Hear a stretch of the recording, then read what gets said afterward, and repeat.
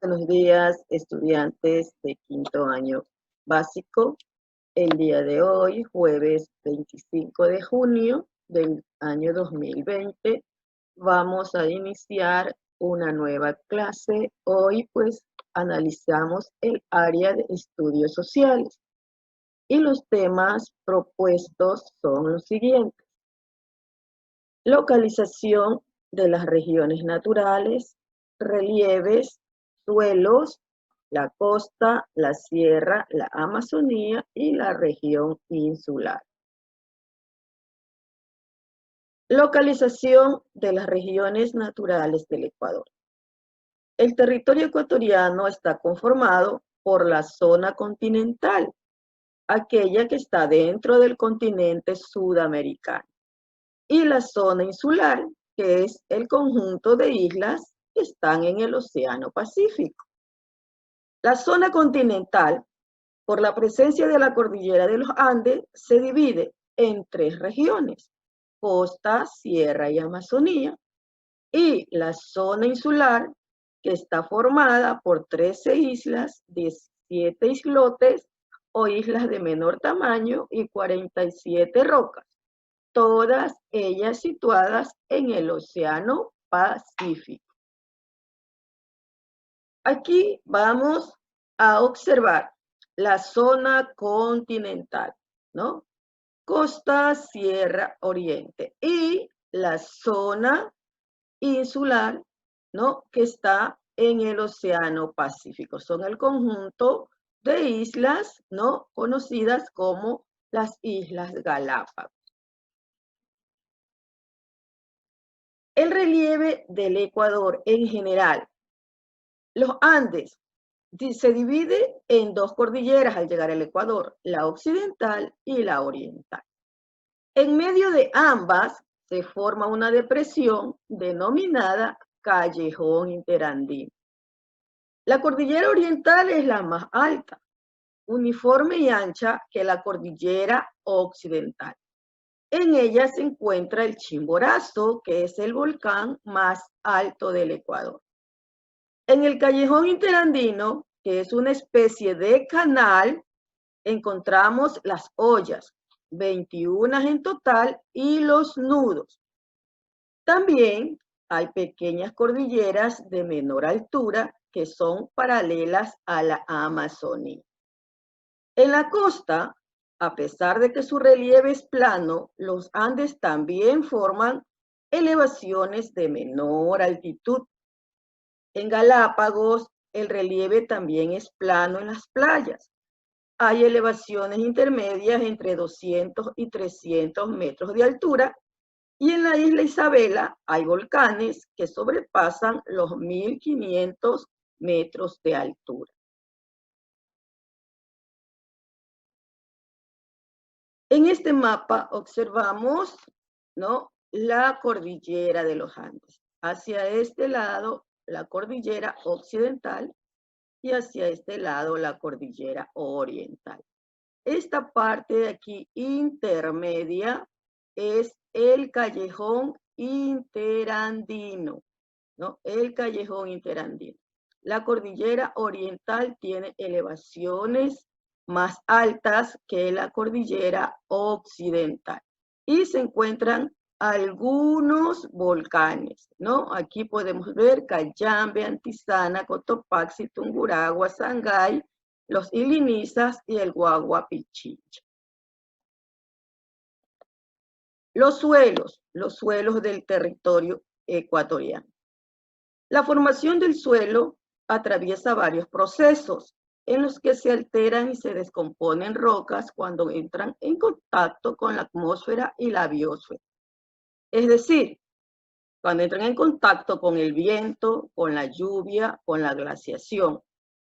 En Ecuador hay 23 clases de suelos que están clasificados en 4 tipos generales, ¿no? Estos son suelos aluviales, suelos de origen volcánico, suelos sobre materiales antiguos, suelos minerales y erosionados, ¿no?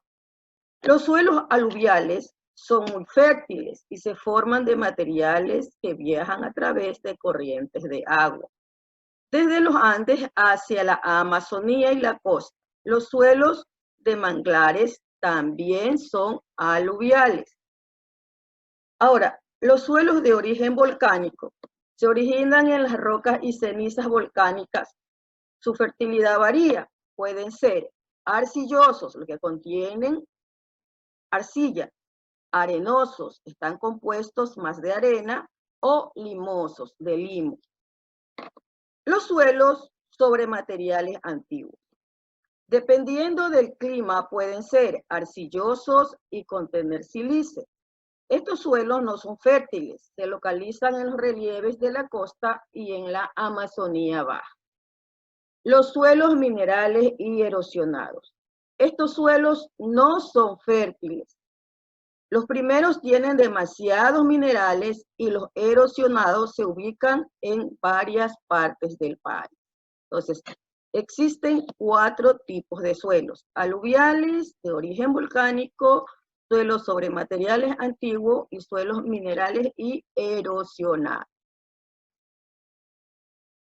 Ahora, analizamos cada una de las regiones naturales, empezando por la costa. Y vamos a analizar actividad económica, relieve, los ríos y el manglar. La actividad económica. Su relieve y clima permiten los cultivos agrícolas, tanto para el consumo interno como para la exportación. Entonces, ¿qué tipos de cultivos? Arroz, banano, café, cacao y maíz, ¿no? Son los principales. Otras actividades importantes son la pesca, la acuicultura y la ganadería. Ganado vacuno y criaderos de aves de corral. Entonces, aquí tenemos pues las actividades que se practican en la costa. El relieve. La costa se divide en 2 tipos de relieve: la costa externa y la costa interna. La costa externa incluye las cuencas de los ríos Esmeralda y Santiago y tiene suelos arenosos y arcillosos y un clima tropical, además de una gran riqueza forestal, muchos árboles, ¿no? La costa interna corresponde a la gran llanura de la cuenca del río Guayas y se extiende hasta la frontera con Perú. Sus elevaciones son bajas, predominan los cultivos tropicales. Ahora, los ríos y el manglar. Hay varios sistemas fluviales. La cuenca del río Guayas es la más grande de la costa y del Océano Pacífico en el continente sudamericano. Uno de sus mayores afluentes es el río Daule. Aquí podemos observar el río Guayas. El manglar. Dice, el manglar, llamado así por sus árboles, que hay de varias especies, como el mangle rojo, el mangle blanco, el negro o el nardo. Son el hogar de muchas especies animales, ¿no? Insectos, aves, cocodrilos, entre otros. Entonces, hemos analizado, pues, la costa. Continuamos con la sierra y vamos a analizar espacios agrícolas y pecuarios, relieve, los ríos de la sierra y los ecosistemas de páramo. En cuanto a espacios agrícolas y pecuarios, hay varios tipos de climas y vegetaciones. Se encuentran cultivos destinados al consumo de la población ecuatoriana: papa, trigo, cebada, frutas y legumbres. En lo que se refiere a la actividad pecuaria, sobresale el ganado vacuno, ovino y porcino. Sobre todo del ganado vacuno, porque hay muchísima producción lechera en la sierra, ¿no? Ovino, de allí pues la lana se saca, ¿no? Y el porcino, que es para el consumo, la carne de cerdo. En cuanto al relieve, se divide en 2, Sierra Norte y Central y Sierra Sur. La Sierra Norte y Central es la zona de los volcanes. Tiene ollas que parecen altiplanos y están rodeadas de nudos elevados y de altos volcanes. Y la Sierra Sur, sus ollas están rodeadas por nudos menos elevados y tiene más valles bajos. En cuanto a los ríos, sus ríos tienden a ser torrentosos y a tener fuertes caídas. Sin embargo, son ríos cortos y de poco caudal. La mayoría de ellos están en las ollas, pasan por los valles y atraviesan la cordillera, desde donde se dirigen al Océano Pacífico o a la Amazonía. A pesar de que los ríos pues vienen desde los Andes y caen, no son torrentosos, tienen poco caudal. El ecosistema, los ecosistemas de páramo, están ubicados a más de 3.000 metros sobre el nivel del mar. Tienen temperaturas bajas y reciben mucha luz del sol. Los páramos regulan los suelos y actúan como una esponja con las aguas de lluvia que su vegetación retiene, pero no la absorben completamente, sino que la descargan poco a poco. Es el hogar del cóndor, un ave en peligro de extinción.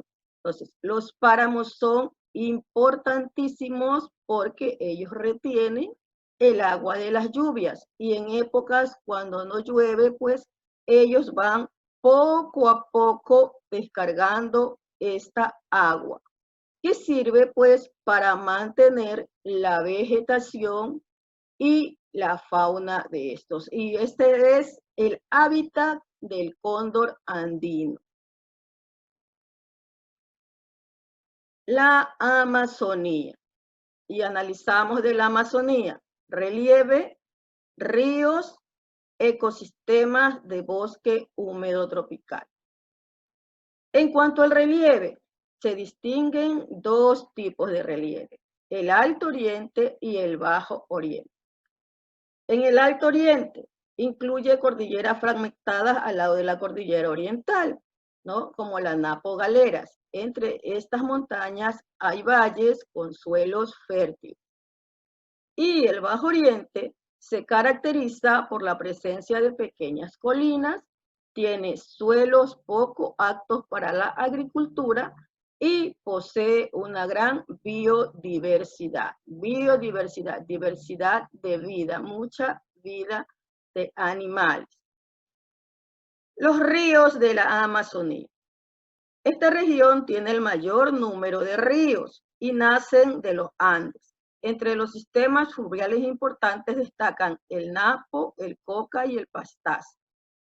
Los principales cultivos son cacao, café, naranjilla, yuca y plátano, ¿no? Que les sirven para el consumo de sus habitantes y también un poco para la exportación hacia la costa y hacia la sierra, ¿no? Aquí vemos pues el río Napo, ¿no? Son ríos bastante amplios y la gran mayoría de ellos pues desembocan en el Amazonas.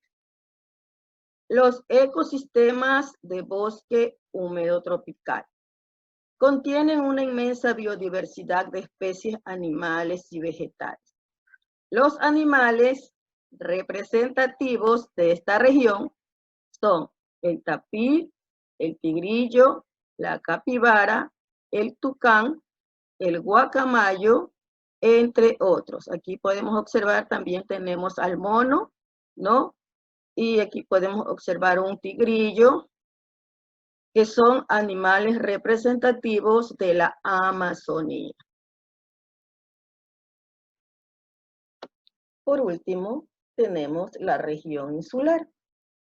Se encuentra ubicada a 1.000 kilómetros de la zona continental ecuatoriana, tan lejos que inclusive se encuentra en otro uso horario. Esto quiere decir que mientras en el Ecuador continental son las 8 de la mañana, en la región insular son las 7. Existe una hora de diferencia. El clima de esta región es cálido y seco. La temperatura de las aguas que rodean las islas influyen sobre su clima. La corriente fría de Humboldt trae nutrientes y enfrían las aguas, lo que reduce las lluvias y marca una estación fría, seca y ventosa, mucho viento. En cambio, la corriente cálida del Niño aumenta las lluvias y el calor.